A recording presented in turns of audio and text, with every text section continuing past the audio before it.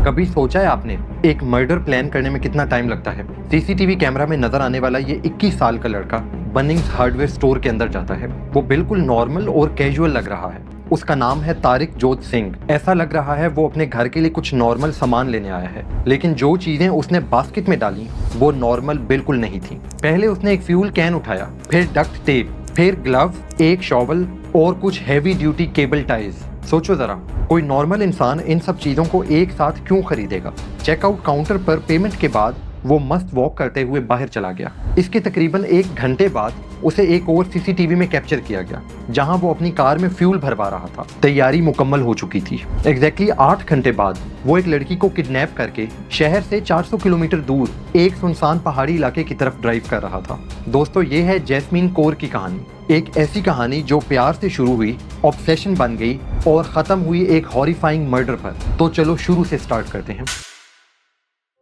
Jasmine Kaur India के नारायणगढ़ गांव से थी। छोटी उम्र से ही बहुत काइंड और हेल्पफुल नेचर की थी, लेकिन कुछ साल पहले उसके फादर की डेथ हो गई थी। उसके बाद उसकी माँ रश्मल कौर और उसके 2 बहन भाई उसका ख्याल रखते थे। सब प्यार से उसे जस्सू बुलाते थे। जैस्मीन का सपना था इंडिया से बाहर जाके नर्सिंग पढ़ना। वो नर्स बनना चाहती थी। 2017 में उसकी माँ ने बहुत मुश्किल से परमिशन दी। जैस्मीन स्टूडेंट वीजा पर एडिलेड ऑस्ट्रेलिया चली गई।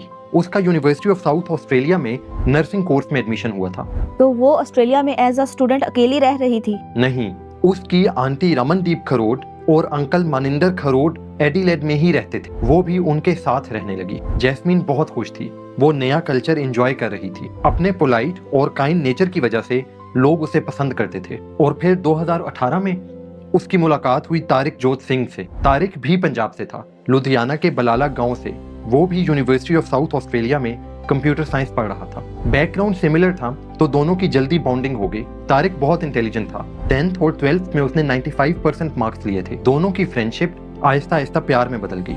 2019 तक ये रिश्ता बहुत गहरा हो चुका था। इनफैक्ट तारिक ने अपने घर वालों को भी जैस्मीन के बारे में बता दिया था। तो फैमिलीज को पता था इस रिलेशन के बारे में? हाँ, तारिक की फैमिली खुश थी इस रिश्ते से, लेकिन जैस्मीन की माँ रश्मल कौर वो इम्प्रेस्ड नहीं थी। वो नहीं चाहती थी कि जैस्मीन तारिक से शादी करे, लेकिन दोनों ने इस रिजेक्शन को इग्नोर किया और अपना रिश्ता कंटिन्यू रखा। फिर आहिस्ता आहिस्ता चीजें बदलने लगी। तारिक ओवर पोजेसिव होने लगा। वो जैस्मीन को हर बात पे टोकता, उसको दूसरे फ्रेंड से मिलने से मना करता और अगर जैस्मीन घर आने में थोड़ी भी लेट हो जाती तो उसे बहुत गुस्से से डांटता। क्लियरली रेड फ्लैग्स शुरू हो गए थे। बिल्कुल। जैस्मीन ने इसे इनिशियली लाइट लिया, लेकिन जब तारिक का ऑब्सेशन बहुत बढ़ गया तो फाइनली 4 जनवरी 2021 को जैस्मीन ने ऑफिशियली ब्रेकअप कर लिया। तारिक के लिए ये डिसीजन एक ईगो ब्लो था। उसकी मेल ईगो हर्ट हो गई थी। वो सोचता था इसकी हिम्मत कैसे हुई मुझे मना करने की। ब्रेकअप के बाद तारिक ने जैस्मीन को स्टॉक और हरास करना शुरू कर दिया। उसकी हर ऑनलाइन एक्टिविटी पर नजर रखता, उसे घर से काम तक के रास्ते में फॉलो करता और वो उसे कॉन्टिन्यूसली टेक्स्ट मैसेजेस कर रहा था। मैसेजेस इतने ज्यादा कि रुकने का नाम ही नहीं। वो इमोशनल ब्लैकमेल, हरासमेंट और इवन लाइफ थ्रेट के मैसेजेस भेज रहा था। मतलब लिटरली ऑब्सेस्ड हो गया था। हाँ, और सिर्फ जैस्मीन को नहीं, वो उसकी फैमिली को भी थ्रेटन करने लगा था। वो कहता था अगर जैस्मीन वापस ना आई तो मैं अपनी जान ले लूंगा। जब बात हाथ से बाहर निकल गई तो 9 फरवरी 2021 को जैस्मीन ने एडिलेड पुलिस को कंप्लेंट कर दी। उसने बताया तारिक बहुत पॉजेसिव है, वो मुझे स्टॉक करता है, मेरे काम के बाहर आके मुझसे जबरदस्ती बात करने की कोशिश करता है और इवन मुझे मारने की धमकी देता है। पुलिस ने फौरन एक्शन लिया। उन्होंने तारिक को वार्निंग दी और जैस्मीन से दूर रहने को बोला। इसके बाद तो तारिक को सुधर जाना चाहिए था। एग्जैक्टली। लेकिन यही वो एग्जैक्ट मोमेंट था जहां से इस कहानी ने एक खतरनाक मोड़ ले लिया। जैस्मीन सदर्न क्रॉस केयर में काम करती थी। वहां वो एल्डरली सपोर्ट और केयर की जॉब करती थी। वार्निंग के 1 महीने बाद 6 मार्च 2021 के दिन वो काम पर नहीं पहुंची। जैस्मीन का अटेंडेंस रिकॉर्ड बहुत अच्छा था। वो छुट्टी नहीं करती थी और ना ही लेट होती थी। जब वो शिफ्ट पर नहीं आई तो उसके कोलीग ने उसको फोन किया, लेकिन जैस्मीन का फोन आउट ऑफ कवरेज था। स्टाफ ने फौरन उसकी आंटी को फोन किया।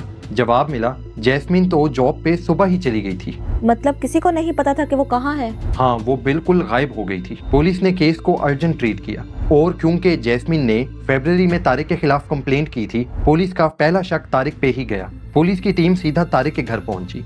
जब उन्होंने जैस्मीन के बारे में तारिक से पूछा तो उसने कहा मुझे नहीं पता वो कहाँ है, मैं तो पूरा दिन घर पे था, काफी टाइम से मेरी तो जैस्मीन से बात भी नहीं हुई। लेकिन इन्वेस्टिगेटर्स ने जैस्मीन के वर्क प्लेस के पास सीसीटीवी फुटेज चेक की। एक विटनेस ने बताया उसने एक लड़के को जबरदस्ती एक लड़की को गाड़ी में बिठाते हुए देखा। सीसीटीवी कैमरे में नजर आया एक ब्लू होल्डन कोमोडोर कार उस रात उस एरिया में चक्कर लगा रही थी। 7 मार्च यानी इंसिडेंट के अगले दिन पुलिस फिर तारिक के घर पहुंची। इस बार तारिक ने अपनी स्टोरी चेंज कर ली। उसने कहा, हाँ मैं जैस्मीन से मिला था, वो मेंटली सफर कर रही थी, उसने अपनी जान खुद ले ली। डर के मारे मैंने उसकी बॉडी को दफना दिया। सीरियसली उसने ये एक्सक्यूज दिया? हाँ, लेकिन पुलिस को पता चल गया कि वो कहानियां बना रहा था। जब उन्होंने पूछा कि उसने जैस्मीन को कहाँ दफनाया तो उसने बताया एडिलेड से 400 किलोमीटर दूर फ्लिंडर्स रेंज में एक आइसोलेटेड जगह पे। 8 मार्च 2021 पुलिस टीम तारिक के साथ फ्लिंडर्स रेंज की तरफ निकली। रास्ते में तारिक ने एक और कहानी बनाई। हम दोनों अपनी जान लेना चाहते थे लेकिन मैं डर गया, इसलिए जैस्मीन ने अकेले ही अपनी जान ले ली। पुलिस जब तारिक की बताई हुई जगह पे पहुंची, वहां उन्हें एक फ्रेशली खोदे हुए खड्डे में जैस्मीन की बॉडी मिली। बॉडी बहुत ही खराब कंडीशन में थी। उसकी आंखें पट्टी से ढकी हुई थीं, हाथ केबल टाइज से कस कर बांधे हुए थे, टांगे फोल्ड करके एक बैग में जिप लॉक की गई थी और पास में एक बिन के अंदर उसकी ग्लासेस, वर्क नेम बैज और शूज मिले। ओह माय गॉड, ये सब तो बहुत प्लानिंग से किया गया था। बिल्कुल, ये एक प्री प्लान्ड मर्डर था और जब ऑटोप्सी रिपोर्ट आई वो सच सामने आया जिसने सबको हिला के रख दिया। जैस्मीन के इसोफेगस और लंग्स में मिट्टी थी, मतलब उसे जिंदा जमीन में दफनाया गया। अपने आखिरी पलों में वो सांस ले रही थी।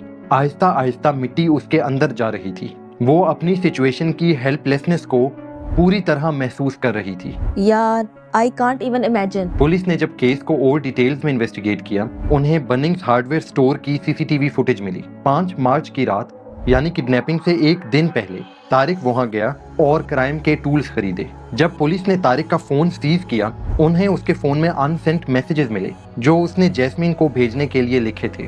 उसने पहले मैसेज में लिखा था, deep inside is something I feel but I can't get over it. दूसरा मैसेज था, your bad luck that I am still alive, just wait and watch, you will get the answer, each and every one of you will get the answer. मतलब वो planning करते हुए messages भी लिख रहा था? हाँ, इन्वेस्टिगेशन के अकॉर्डिंग तारिक ने अपनी कार एक फ्रेंड से एक्सचेंज की थी ताकि शक ना हो। उसने अपना फोन भी घर पे छोड़ा था ताकि घर की लोकेशन शो हो। सब कुछ कैलकुलेटेड था।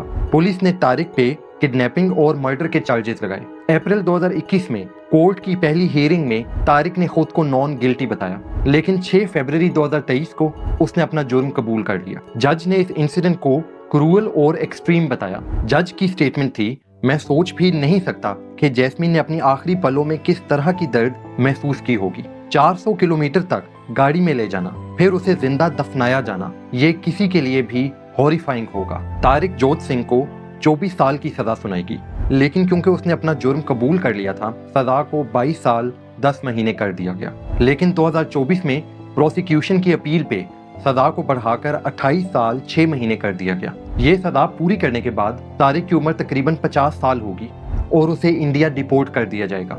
और जैस्मीन की फैमिली क्या कहती है? जैस्मीन की मां रशपल कौर ने कहा, तारिक के शेमफुल एक्ट ने हमारी फैमिली को तोड़ दिया। वो आखिरी 6-7 घंटे जो मेरी बेटी ने महसूस किए वो हम जिंदगी भर नहीं भूल सकते। यार, ऑनेस्टली ये केस सुनकर दिल बैठ जाता है। एक नो सुनने पर कोई इंसान इतना बड़ा जानवर कैसे बन सकता है? यही तो समझना जरूरी है। रिजेक्शन लाइफ का हिस्सा होती है। अगर कोई आपको मना कर दे तो उसकी रिस्पेक्ट करना ही असल मर्दानगी है। गाइस, तारिक की ईगो सिर्फ इसलिए हर्ट हुई क्योंकि वो ना नहीं सुन सका। क्या हमारे सोसाइटी में लड़कों को बचपन से रिजेक्शन हैंडल करना नहीं सिखाया जाता? इस माइंडसेट को बदलने के लिए माँ बाप को क्या करना चाहिए? नीचे कमेंट्स में जरूर बताएं और ऐसी मजीद वीडियोस देखने के लिए हमारे चैनल को सब्सक्राइब कर लें। Thanks for watching.